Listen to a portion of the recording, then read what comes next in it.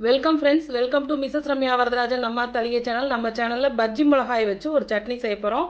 இது வந்து இட்லி, தோசை, சப்பாத்தி, உப்புமா எல்லாத்துக்குமே ரொம்ப சூட்டபுளாக இருக்கும். வாங்க இதை எப்படி செய்யலான்னு பார்க்கலாம்.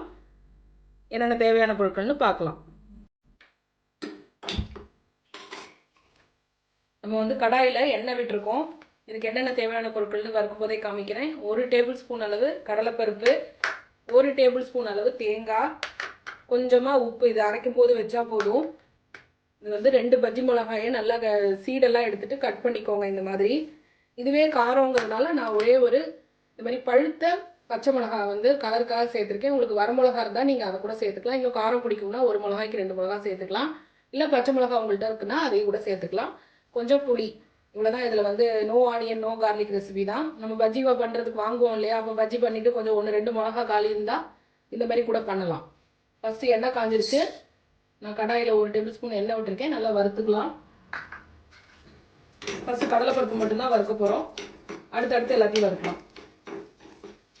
நல்லா வறுபடட்டும். வறுத்து நல்லா ஆற வச்சுட்டு நம்ம அரைக்க போகிறோம். வறுபட்டுருச்சு. நம்ம இதை எடுத்துட்டு இதோடையே நம்ம வந்து புளியும் மிளகாயும் போட்டுக்கலாம். அதுக்கப்புறம் நம்ம வந்து தேங்காயும் பஜ்ஜி மிளகாய் வதக்கிட்டு தேங்காய் வதக்கிக்கலாம். நல்லா ஓரளவு வறுபட்டுருச்சு இல்லையா, இந்த ஸ்டேஜில் மிளகாயை சேர்த்துக்கலாம். ஒரே ஒரு மிளகா நான் சேர்த்துக்கிறேன் காரத்துக்கு. உங்களுக்கு இன்னும் வேணும் அப்படின்னா குவான்டிட்டியை போட்டு நீங்கள் சேர்த்துக்கோங்க. காரம் அதெல்லாமே உங்களோட விஷ் தான். நல்லா வறுபடட்டும். நம்ம இப்போ பண்ணுறது டிஃபனுக்கு நல்லாயிருக்கும். ரொம்பவே சாத்தில் கூட பிச்சு சாப்பிடலாம். நல்லா வறுபட்டுருச்சு. மிளகாவும் இந்த புளியும் லைட்டாக வதங்கினா போதும், ரொம்ப வதங்கணும் இல்லை. அதனால் இந்த கடலைப்பருப்பு பொடியை நான் சேர்த்து வதக்கிட்டேன். இதை ஒரு இதில் ட்ரான்ஸ்ஃபர் பண்ணிடலாம். பருப்பு நல்லா வறுபட்டுருச்சு.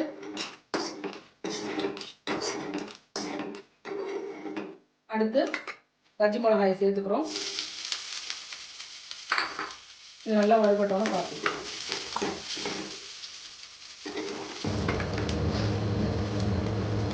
பஜ்ஜி மிளகா வதங்கிட்டு இருக்கு. இந்த ஸ்டேஜில் நம்ம இந்த தேங்காயை சேர்த்துக்கலாம்.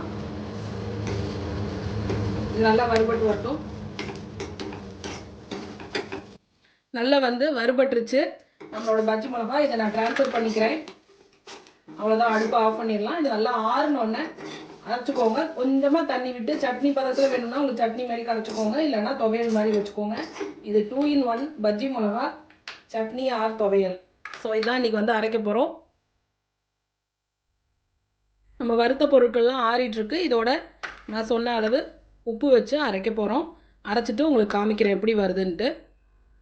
அவ்வளோதாங்க ஃப்ரெண்ட்ஸ், ரொம்பவே ஈஸியான சுலபமான ஒரு பஜ்ஜி மிளகாய் வச்சு ஒரு சட்னி பார்த்துருக்கோம். நீங்களும் செஞ்சு பாருங்கள். தேங்க்யூ ஃபார் வாட்சிங். நம்ம அடுத்த வீடியோவில் சந்திக்கலாம். நன்றி, வணக்கம்.